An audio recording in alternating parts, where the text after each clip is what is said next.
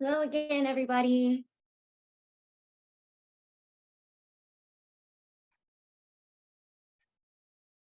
Welcome back.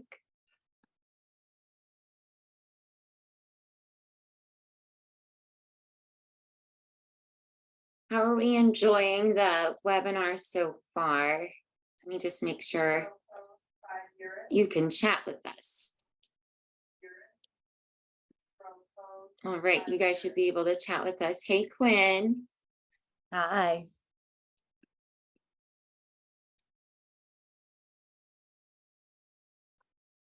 And while I'm on here, I just want to give Quinn a shout out. So Quinn is going to be starting her first year of her undergraduate study. She's going pre-med to UPenn, and I just want to congratulate her. She's been helping out with our BRAINterns program since she's been in high school. So this woman is a force to be reckoned with already. I'm really excited for you to begin your journey towards becoming a healthcare professional and provider. You're just already so fabulous. So I'm just looking forward to seeing your continued professional growth. I really appreciate that, Hannah. I love BrainTurns, and I'm so grateful for this experience. And I love everyone, all the attendees. And Hannah, it was so great to have you this year. I know, so really excited. This is my first time, so I'm like, oh, I get to be a brain turn too. I'm enjoying the webinars myself. So thank you again for helping plan this and coordinate all of our sessions with our speakers. And Quinn is also responsible for managing the Facebook page and the Slack. So make sure to show her a lot of love on those platforms as well. All right, so Dr. D'Amico should be joining us in a few. Okay, that's the Slack link. And then someone asked if you could repeat the shadowing information. Yes, absolutely. I'm going to pull up my email so I read it verbatim. This is directly from the volunteer services office. So we do allow international students to shadow us. However, moving forward, shadowing opportunities for inpatient and ambulatory settings will be available to the following individuals. 1, students who are scheduled for a clinical or administrative rotation via an educational affiliation agreement between the student's school and Northwell Health. This may only occur within the scheduled rotation date. So if your school has a rotation requirement with Northwell, yes, you can shadow us. Number 2, clinical or students completing their clinical rounds as required pursuant to their curriculum. So if you have a required clinical rotation for your curriculum, yes, you can shadow us. You have to prove that you have that requirement though. Number 3, students who are seeking to enroll in a healthcare professional training program that has an affirmative observation requirement as a necessary component of the application. You also must provide proof of that requirement. We're no longer able to allow informal episodic shadowing requests for high school, college, or medical students, team member relatives, friends, neighbors, or individuals observing without being a part of an affiliated educational or formal volunteer program. So summary, you must prove that you need these volunteer hours to complete your program or to apply for a program. Unfortunately, you know, we don't have the capacity to allow everybody to shadow us. We would love for everybody to have a chance to shadow our team, but we also need to be mindful of our clinical practice and the operational flow of our practice, and we can only accommodate so many students. So and these restrictions now have been put in place by the hospital, not by our department. So this is a hospital policy, not us. Again, if we could, we would have all of you come and visit us. We highly recommend that you take advantage of Northwell Health's pipeline programs, our free educational programs like BrainTurns. And if you would like to volunteer at the hospital and just get exposure to being in a hospital setting, you're not going to just shadow our team if you're a volunteer. But we highly encourage you to volunteer for the hospital. It's going to be a great way to bolster your CV and get some exposure in a hospital setting, and also help for you to work on your bedside manner, getting to interact with people, whether they're patients or loved ones, visiting their family in the hospital. that's a really important soft skill that you don't necessarily learn in med school. And it's really, really important when you are a practitioner and when you're a physician that you can have that good bedside manner, because these people are trusting you implicitly with their health and with these really serious neurological conditions. So that is my spiel. To volunteer, I can give you the email. In terms of research opportunities, we do have a clinical research fellowship that we just onboarded 3 new fellows this year. This program has actually been made possible due to the generous donation of Jenna Chiavelli's family. Jenna was a patient of ours with glioblastoma. Unfortunately, she passed away, but she did receive great care under our team's in our team's hands, and we were able to help extend and improve her quality of life thanks to the clinical trials we were offering. And so her family was very gracious, and they wanted to let Jenna's memory live on. She started nursing school before she passed, and she really was passionate about patient care. So they wanted to keep her memory alive and her legacy going by funding this program called Jenna's Kids. And essentially we bring in now 3 clinical research fellows for the year, and they get to shadow a doctor and their team and participate in clinical research projects with them and help write papers, help participate in the research. So that is an opportunity that will arise. The application for next year's fellows will come out probably between March and April of 2024. So just keep your eye out for that on our social media channels, on LinkedIn and on Instagram. Yes, it's possible for non-US students to participate in our residency program. We do have some international students. So you are able to apply for residency with the Zucker School of Medicine. And that is something that you can do as an international student. A lot of our fellows who are doing our neuro-oncology and skull-based fellowship, as well as our cerebral vascular fellowship, have been international doctors. So that's also an opportunity for you once you finish med school. If you'd like to do a 1-year fellowship with Lenox Hill, we do accept international fellows.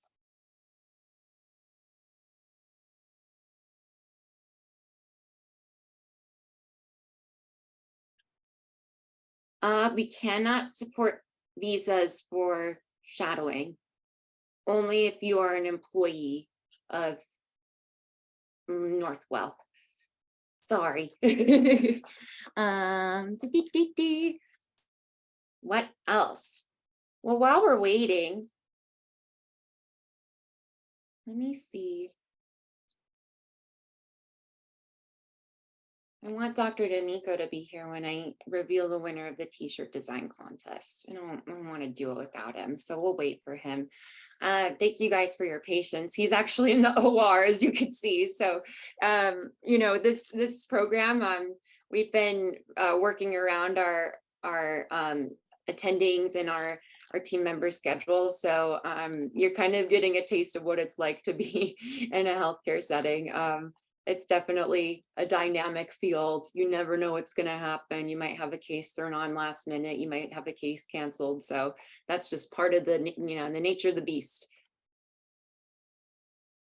And also about everyone's asking about the last presentation. So if we get that, we can post it on Facebook, Slack, whatever. Someone just asked what happened to my arm. Well, we're waiting for Dr. D'Amico. I can tell the story. It's a good story. You should tell it. It is a good story. Yeah, I'm much better now. And I'm okay. So I'll actually will tell the story. I was away. Oh, Dr. D'Amico's here. Oh, of course. Okay, I'll tell later. You're telling your story. You should tell it quick. You should tell it. I'll tell it quick. Basically, I was away and I was holding a glass and it was really hot. And it basically just broke in my hand and glass got everywhere. I had to go to surgery and get a few of my tendons repaired. But I'm all good now, I promise. I'm getting my stitches out today. One So, thing she didn't mention is this is when she was in France on vacation with her family. So yeah. And no it- one spoke any English, and I definitely don't speak French. did it give you some insights into like the healthcare system in It's a France? great healthcare system, Yeah. honestly. It was amazing. What's up, everyone? I'm here. All right. I apologize. It's 40 minutes, a little hiccups this morning, but it's the first day and that's all good. And we have a nice chill summer ahead of us. So, we're going to take it all kind of easy. Quinn had surgery. Surgery is cool and her finger's getting better, right, Quinn? So, yeah. So, surgery works. And I've talked to this stuff in the past, but surgery is like this crazy idea, right? We're not supposed to cut into human beings. Like that's like, anti everything that makes sense, right? And do no harm to people and whatnot. But we do it with the intent of helping people, and we figured out which ones work and which ones don't work. And so, yeah, surgery 1, Quinn 1, French bottle 0. All right, I'm gonna share my screen real quick, and I have a limited amount of time to teach you guys stuff, which is cool. Can everyone see it? Yeah. And are you seeing, wait, yeah. Are you seeing it in the right presentation view? Yes. You guys, right? Okay, good. All right, well, I can't see the chat right now because I put it up in this view. And so we'll kind of save questions to the end maybe. Um, I'll switch this with a lecture that I'm going to give on Thursday where I'll actually try to show you guys some intraoperative footage because, part of the power of what BrainTerns enables us to do is show multimedia, good quality multimedia footage while we actually talk to you guys. And so, there's a component of the ability to see surgery, right? Which is the uniqueness of having these multimedia experiences now. But before that, why don't we preface it? I alluded before about how technologically advanced or we try to be here at Lennox. And so I'll talk to you about some of the innovations in surgical neuro-oncology and neurosurgical oncology. We talked about who I am already. I'm the guy not on Netflix. That's the most important thing. For those new to BrainTerns, which feel free to drop a thumbs up in the chat if you're new to BrainTerns. I've been kind of the program director of this for the past 4 years, and like I said earlier this morning, I love it. It's actually such a really amazing experience every single time. What's not posted here is I'm all over. I'm on Threads. If anyone's on Threads, I don't really know how to use it, but I'm on there. But I'm on Instagram. I'm on Facebook. Feel free to reach out because that's the best way to keep on contact with things or on top of what we're doing. This is really the neuro-oncology department, and you're going to hear from the majority of these people over the next 2 weeks. And so, the single most important person is probably me, but the rest are okay too. And so let's go through what the tumor journey looks like technologically from the pre-op, intra-op, and post-op phases. All right, we'll stop pre-op. So imaging-wise, when someone develops a neurologic symptom, or let's say that they have a cancer and start developing symptoms, those symptoms can be pretty variable. And I know you guys don't know this yet, but the brain is real estate. And depending on where in that real estate your problem is going to depend on what your signs and symptoms of having a problem are going to be. And so headaches aren't necessarily the first symptom that people have. It may be weakness in part of your body, the left or the right, let's say, depending on where it is in the brain. It may be difficulty with language. It may be someone's just personality changes over time and they become more flat than like a bubbly normal person that they were before. It may be seizures, all right? And there's all these, depending on where lesions arise, and the med school anatomy should kind of help you understand that and what different regions do. But we need imaging, right? And so we basically start with a CAT scan or an MRI, and we identify where things are. And some of these other imaging techniques are pretty amazing. So dotatate PET scans we use now to look at meningiomas. It turns out dotatate, there's a metabolite on the meningiomas that will light up when we give this, and the PET scan shows us more of an extent of the lesion than we ever saw previously. fMRI, DTI, and spectroscopy are advanced MRI techniques. A functional MRI or an fMRI allows us to have someone perform a task in the operating room. And then we can see where oxygen rushes to their brain, and we can see where that task is localized in the brain function, which is pretty incredible. It's got a few limitations in that it doesn't show the connections between these areas, but it shows that cortical representation. DTI is tractography, or looking at the telephone wires, basically the white matter tracks that go through these things, and that connectedness between all these brain regions, right? Spectroscopy is an advanced way to look at the tissue itself and see, is this a tumor? Is it a stroke? Is it an inflammatory condition, right? That allows us better access to things like that. Perfusion studies, there's an idea of something called pseudoprogression. So when someone has a tumor that's treated, sometimes on a follow-up MRI, it actually looks worse before it looks better.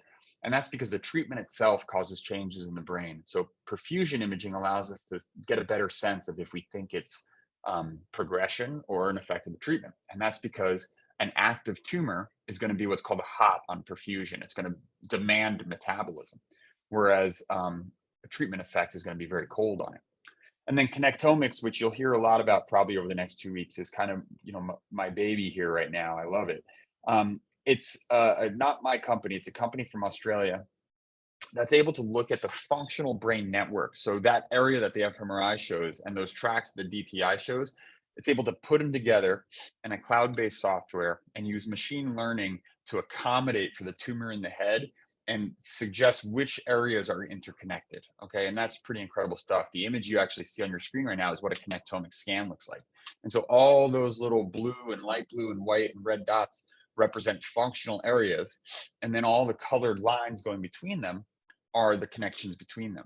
And we can put that into a GPS system called neuronavigation that we use in the brain to identify these areas with millimeter accuracy. And actually, my next surgery today is going to involve using this heavily to create a safe trajectory down to where the mass is that I have to remove. We don't act like alone, basically. We have a multidisciplinary conference. What does that mean, right? So I'm a neurosurgeon, but I talk to neurologists, radiologists, radiation oncologists, medical oncologists, and every person has their field, their expertise. And we sit down in meetings and we discuss cases, and everyone weighs in on what they think is the best thing. We come to a consensus agreement. All right. And then you'll hopefully hear more about clinical trials. Clinical trials are the kind of the backbone of treatment of modern neuro-oncologic disease. And that's because we still don't have cures for glioblastoma or gliomas or brain metastases, right? And so we need to trial new drugs, new surgical techniques, new technological advancements to better understand, are these things the right thing to do, right? If I invent a hat and I tell you that it cures brain tumors, but we don't study that and make sure that it really cures brain tumors, you know, that has to be a well-designed study that has placebos and randomization so that we eliminate all the different types of bias that research typically has. And so we have a, you know, a robust clinical trials department here, but this is actually really, really important to advancing medical care. Okay. So what about training and kind of planning? And so we've kind of adopted augmented reality here at Lennox, and we use this now to figure out, before we even go into the operating room, what the 3D anatomy looks like. And this is kind of like that movie Minority Report. We can move things in space. We can actually, as of now, register it to the patient itself. So you can see in the operating room that your patient's positioned the right way, that your surgical approach makes sense. And we can download all that stuff we just talked about, like the connectomics imaging, and we can plan live in the operating room or the night before on our AR headset and figure out exactly what we're going to do from a planning standpoint. So it's very, very cool stuff. When we get to the operating room, we already talked about navigation. That's our GPS system, right? Millimeter accuracy. We know exactly where we are. That means our incisions can be smaller. Our bony removal can be smaller. We can target the brain exactly where we need to go. We've made incredible advances in ultrasound. Ultrasound is obviously like 100-year-old technology using sound waves, but we can now actually look at that and register it with our GPS, so we can update our GPS a little bit and also see in real time when the brain has moved with surgery where there's still residual tumor or findings.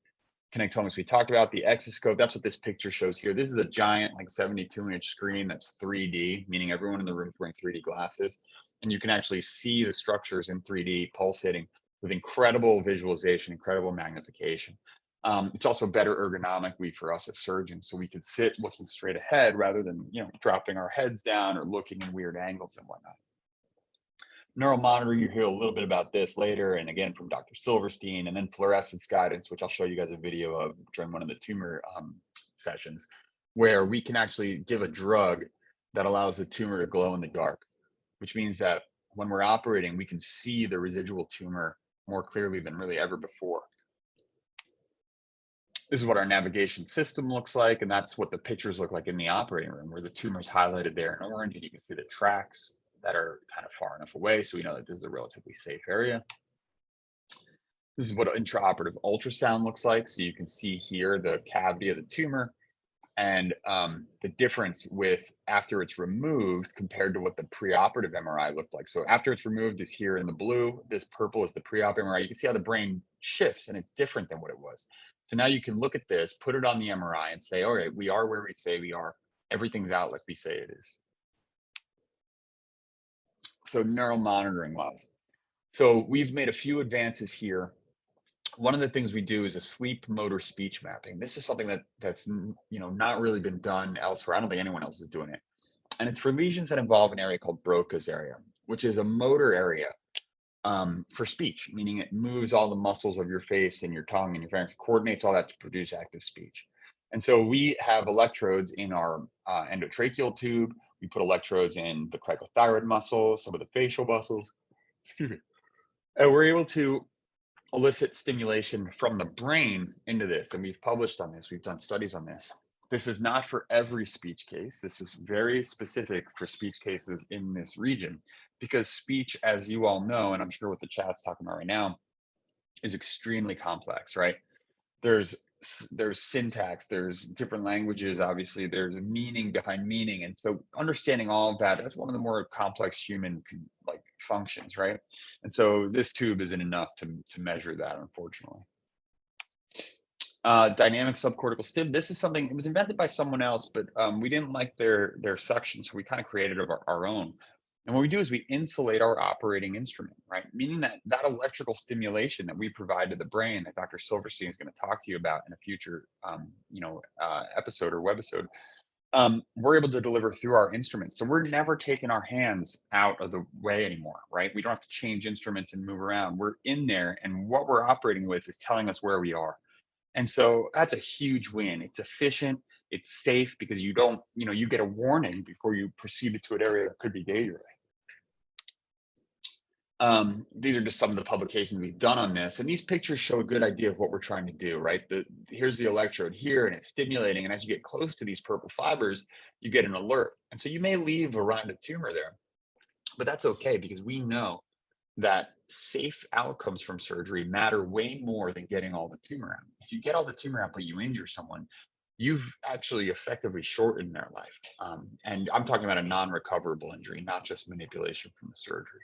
And so that's what we're trying to constantly avoid. So again, Dr. Silverstein will talk a lot about this. We've studied a lot about our monitoring, and I'm a huge proponent of neural monitoring. I use it constantly, and I trust it. And that's probably the most important thing with this slide. Like I said, we'll learn more with Dr. Silverstein. And then kind of the most important thing that we do, or one of the most amazing things that we do, and a real privilege, is awake surgery.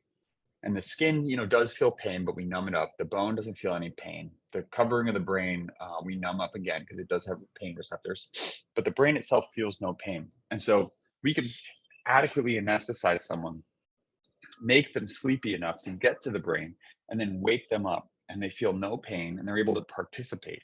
And this is critically important for things like language, okay? When we need to get those deeper kind of, human functions only, that only certain language areas provide. Sometimes also, if someone is really truly an expert in what they do, so you see in that image of the top right, the guitar player, our monitoring is great for motor, but if we need to make sure that someone can still play, then we should do it awake, because if someone can play the guitar or do their complex motor activity in the operating room while you're operating, they will do it afterwards. All right, there's no guarantee when someone's asleep. This is how we utilize connectomics in the operating room. So on the left side here, you see an image of a brain tumor with the connectomics showing the language area being pushed out of the way by that tumor. Here in the yellow is our intraoperative use. So this is my hand literally in these areas mapping this out. and then identifying a safe trajectory into the tumor. And what we're left with is on the right here, where we don't do a gross total resection, but we take out about 85% of it, but the patient can speak afterwards with no problems. Whereas when we stimulate it in these regions, that patient would lose the ability to speak. Don't worry about that. This is what I was talking to you before the fluorescence. So you can see this is what a tumor looks like without the fluorescence. And there's a little discoloration, but once you get under the surface of the brain, it becomes incredibly difficult to determine the difference between normal brain and tumor. And what you don't want to do is remove normal brain. So the 5-ALA metabolizes and looks like this. All of a sudden it's glowing bright pink in the operating room. And I'll have good videos of that to show later this week. Simulated Raman histology. This is actually incredible. This is a frozen section basically in the operating room that's created virtually so that we can identify the type of tumor you have within 2 minutes in the operating room rather than sending it up to pathology. And I was part of this larger study that looked at the AI component of this. Using deep neural networks, we were able to get a diagnosis by the computer in 2 minutes that was 90% accurate. That's a game changer for how we do surgery when we're looking for things like margins or when we're trying to confirm that we have the whole tumor out. And so really, really technologically incredible device. Gamma-tile, we're getting into this is still intra-op, we're getting to the post-op. Gamma-tile, these little black dots and this little embeddable collagen are actually radiation seeds, which means that they start delivering radiation in the operating room to our metastatic tumors or our recurrent glioblastomas or our meningiomas. We kind of just tile the outside of the cavity with these things, and you don't have to wait for healing purposes. You don't have to wait that 4 weeks or get another scan. The treatment starts immediately, and we know that tumors start to repopulate the minute you're done with surgery. So a huge win. You'll hear about this from Dr. Ben Shalom when he starts talking about neuroplastics, looking at how do we rebuild the skull, and are there ways to create windows of opportunity, to use a pun, really. These clear implants allow ultrasound to go through them. And there's a big push right now in neuro-oncology to use focus ultrasound, both to treat tumors and open the blood-brain barrier. And so we're able to either 3D print or design these implants that are sterile that go into the bone, and we leave them at surgery, meaning that we can then follow you outside of surgery. And so you'll hear more about this. Clinical trials we talked about, ERAS protocol, don't worry about. TMS, don't worry about. Playback Health is one of our apps that we use. This allows us to basically communicate continuously with our patient in our own voice. And as we incorporate things like ChatGPT into this, it's just going to become more and more powerful as a method of direct communication with our patients, because access is everything, right? And so talked about that a little bit. I run the brain and spine metastasis program here. This is kind of where we are using all these technologies to treat metastatic cancer to the brain. Metastatic cancer to the brain means a tumor that you have somewhere else in your body, like lung or breast or melanoma, and it travels to the brain. And this used to be endgame for patients. And we've gotten so much better at treating cancer that we've started to focus our attention on treating that cancer when it gets to the brain. And it can, basically stand on its own as its own, subspecialty. And so it's super exciting. And you'll hear obviously about other tumor types in the future and whatnot, our glioblastoma program and whatnot. This is my team. You guys don't need to see that. I'll take a few minutes just to, entertain some chat and some question. I know I'm running down to the minute here. I appreciate everyone who stuck around. I actually can't believe that so many of you are still here. And welcome to BRAINterns, y'all. That was a tour de force, huh? All right, let's see.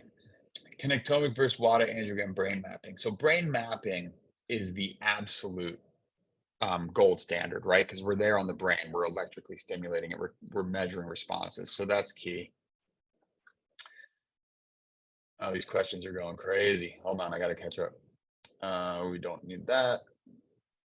Facebook link is done. Let's see, what type of statistics are most important to gain experience for clinical research? I mean, any basic statistics class will teach you what you need to know, and then you can go into further depth as it gets more complicated. They're part of any normal public health class or research class. How likely is it to be successful to be able to go into med school in the US as an engineer. Why not? As long as you take your required courses and you have good grades and you show, that you're interested, I don't see it being a problem.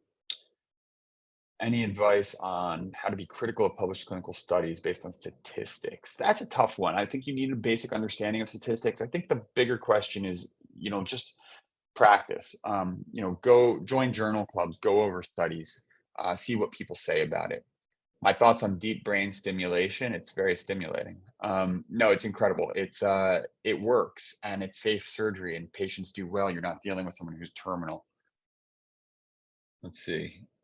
How am I doing, Hannah? I'm ripping through these. Someone's clicking done when I do it, but it's great. That's me. Oh, great. No, you're doing amazing. Dramatic. If you guys don't mind, we will go over by 5 Yeah, minutes. So that, maybe a couple minutes. Yeah, just because I was late. But let's see. Is there any pathologies demographic more likely to have brain shift? No, it has to do with the swelling. That's pretty much.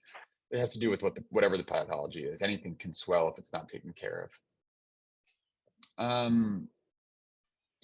How quickly does 5-ALA diffuse? So it's not a diffusion. 5-ALA is actually metabolized in the brain tumor itself, and then it will kind of diffuse out over time or get further metabolized. That takes, right now, probably about 48 hours. Let's see, being awake surgery complications or problems. So morbidly obese patients are dangerous, and that's because they retain CO2.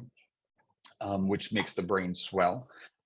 Foreign languages can be difficult. There are dialects of, Chinese that you can't find an interpreter for. And then how are you going to do an awake surgery, right? We do what it can. We have like iPads with FaceTime on them, but it can be tricky. Ben Cohen asked if 5-ALA is for all brain tumors. It's not. Right now, it is only for high-grade gliomas. There are other tumors, about 50% of metastatic disease will fluoresce. Let's see, someone asked about studying and getting into neuro. Those are questions for a different day, and I promise we'll have time to get into all that. Let's see. Oh my God, this thing's scrolling like crazy.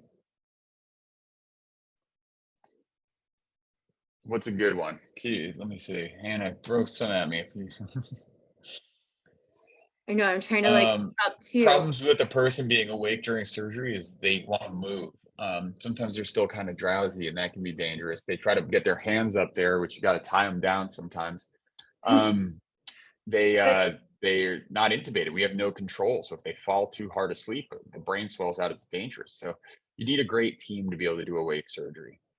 I have a question for you about AI. I know you. Yeah, go for it. Do you believe artificial intelligence will play a crucial role in neurosurgery and oncology in this next several years? Yeah, 100%. But only because of what it's able to do so much faster than us, right? I've written a lot on this.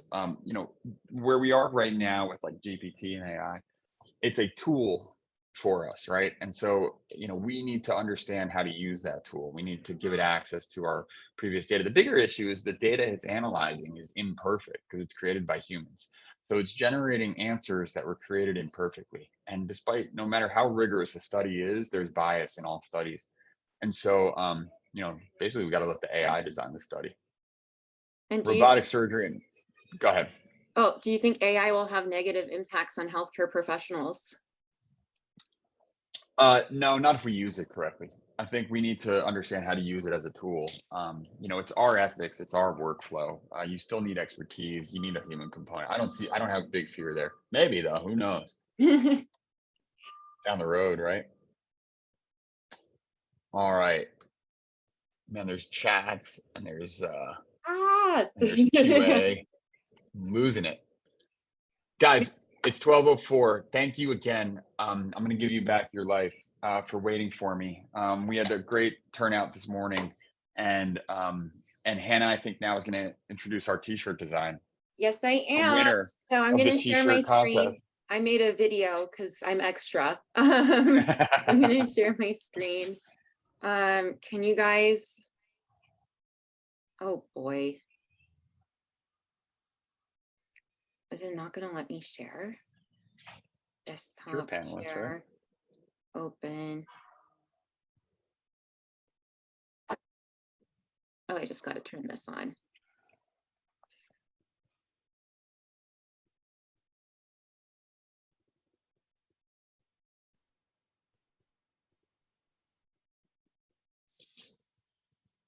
Oh, shoot. Okay, I'm gonna post the file in the chat. Maybe you can share your screen, Dr. D'Amico. Sure. Sorry about that. My computer is not cooperating. You want to put it in, you want to just give it to me on Teams, actually? Oh, yes. Okay. Dee, dee, dee, dee, dee.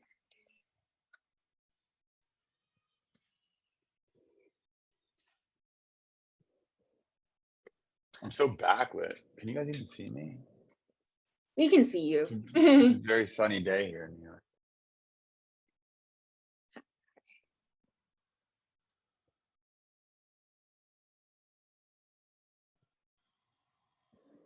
Yeah, I think we are having issues in the chat with some people not listening to my professional talk. And so unfortunately, I think you know, if it doesn't stop, you know, we have to take action on that. So please self-police on this. I don't want to have to do that. You guys are adults, I hope.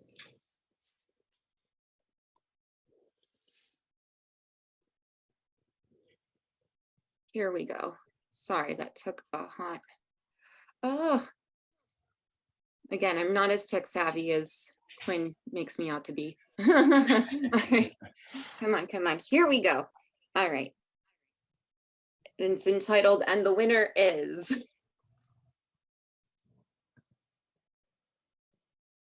Do you see the file? All right. Yeah, I'm just sharing here. Hang on one sec. Right.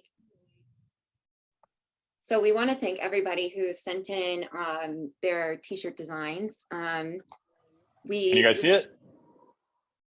So these were the top 3 designs. The second runner-up is Nimbus W Primodoro. First runner-up is Victoria Kaminscati. I'm sorry if I'm butchering your name. And the winner is Emily Patka. So thank you all so much for submitting your designs. Amazing. We had a really hard time choosing, so we're glad that you got to vote on them. Congratulations to our top 3 finalists, and congrats to Emily for having your design picked. We're gonna be selling this on our bonfire merchandise page so that we can continue to fund our free educational programming. All the proceeds go towards the educational programming. We don't profit off of these t-shirts. It goes towards, again, free educational programs like BRAINterns. I'm going to get it on the website by Wednesday the 12th. So I'll let you guys know when that link is live and when you can purchase that t-shirt so you can commemorate BRAINterns, but also spread the word about the program. Thank you so much, Hannah. Great job with all everyone's submissions. I can't wait to wear mine. Maybe I'll buy 2. Just for, you know, maybe I'll buy 5. Maybe I'll buy 10. Give it to everyone. Anyway, great talks. Welcome everyone. And we'll see you tomorrow, first thing in the morning. Oh, actually, wait, hold on. At 4 o'clock today, if anyone is interested, I run a webinar called Tumor Talk. And today we're talking about leptomeningeal disease and CSF diversion. And it's me with the, basically Jason Sheehan is the editor-in-chief for the Journal of Neuro-Oncology. And we talk to the authors of the paper. So you can see firsthand what researchers are doing and get a sense of, you know, kind of how we think about this and clinically use it. So please, if you're free, 4 p.m. Eastern time, there's a link in my Instagram bio, I think. I think there's a link in Lennox Hill's Instagram bio. I don't know. There's links everywhere. Yes.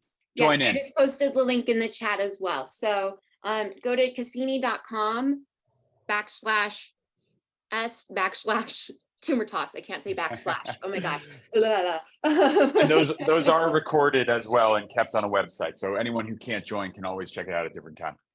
But anyway, thank you all so much. Have a great afternoon. Take care. Thank you, Dr. D'Amico. Thank you, Quinn. Thank you. Bye, everybody. See you tomorrow.